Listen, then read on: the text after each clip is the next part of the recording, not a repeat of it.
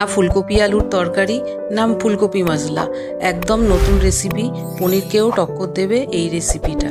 দুধ, দই, বাটার ছাড়াই ঘরে থাকা উপকরণ দিয়েই তৈরি হয়ে যাবে ফুলকপির এই নতুন রেসিপিটি। তাহলে আসুন দেখে নেওয়া যাক। একটা মিডিয়াম সাইজের ফুলকপি নিয়ে নিয়েছি, ভালো করে ধুয়ে পরিষ্কার করে এবার গ্রাইন্ডিং জারে নিয়ে নিলাম।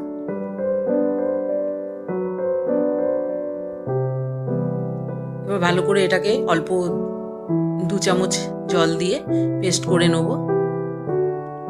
পেস্টটা তৈরি হয়ে গেল, একটা অন্য পাত্রে ঢেলে নিচ্ছি।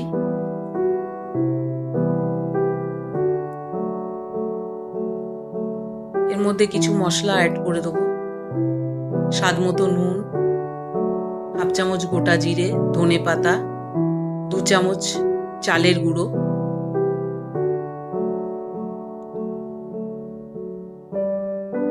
আর 1/2 চামচ চিলি ফ্লেক্স দিয়ে ভালো করে মিশিয়ে নেব।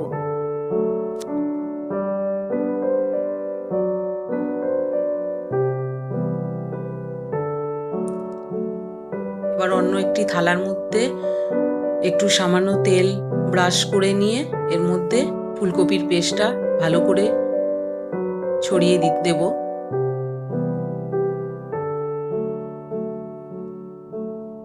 ব্যাটারটা খুব ঘন রাখতে হবে। ফুলকপির যে পেস্টটা তৈরি হয়েছে একদম দেখতে পাচ্ছেন ঘন, এরকম ঘন তৈরি করতে হবে।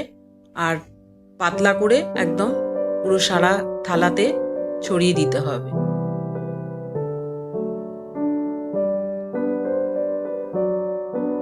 দিয়ে সমান করে এবারে স্টিম করব 10 থেকে 12 মিনিটের জন্য। একটা কড়াইতে কিছুটা জল নিলাম, তাতে এবার বসিয়ে দেবো। একটা মশলার বাটিতে নিয়ে নিয়েছি কিছুটা রসুন, কড়াইশুঁটি, 2টো শুকনো লঙ্কা, 2টো পেঁয়াজ, 2টো টমেটো, 1 ইঞ্চি আদা আর কিছুটা আমন্ড দিয়ে অল্প 1/2 বাটি জল দিয়ে এই মশলার বাটিটা বসিয়ে দেবো প্রথমে কড়ার মধ্যে।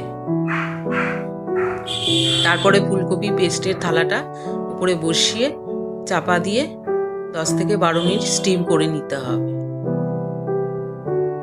এবার চেক করে দেখবো পুরো তৈরি হয়ে গেছে। তারপরে একদম পুরো নামিয়ে পুরোপুরি ঠান্ডা করে নিতে হবে।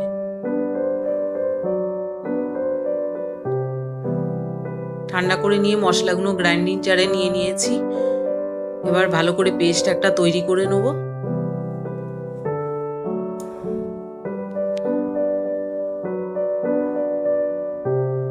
এবার ঠান্ডা হয়ে গেছে ফুলকপির পেস্ট, এটাকে ভালো করে কেটে নেব চৌকো শেপে।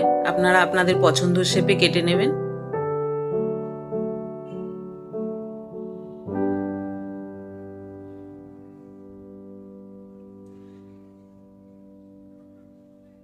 এবার একটা প্লেটে সমস্ত তুলে নিচ্ছি ফুলকপির পিসগুলো। তারপরে কড়াইতে তেল বসিয়ে গোটা জিরে ফোড়ন দিয়ে দিলাম। দিয়ে তারপরে শুকনো মশলা দিয়ে দেবো। 1/2 চামচ হলুদ গুঁড়ো, 1/2 চামচ লঙ্কা গুঁড়ো, 1/2 চামচ ধনে গুঁড়ো, 1/2 চামচ জিরে গুঁড়ো, স্বাদ মতো নুন, গরম মশলা সব ভালো করে দিয়ে শুকনো মশলাকে ভেজে নিতে হবে। ভাজা হয়ে গেলে এবার বাটা মশলাটা আমরা দিয়ে দেবো। বাটা মশলাটা দিয়ে ভালো করে ফ্রাই করে নিতে হবে। দিয়ে এবার যতটা ঝোল রাখা হবে সেই অনুযায়ী জল দিয়ে দিতে হবে।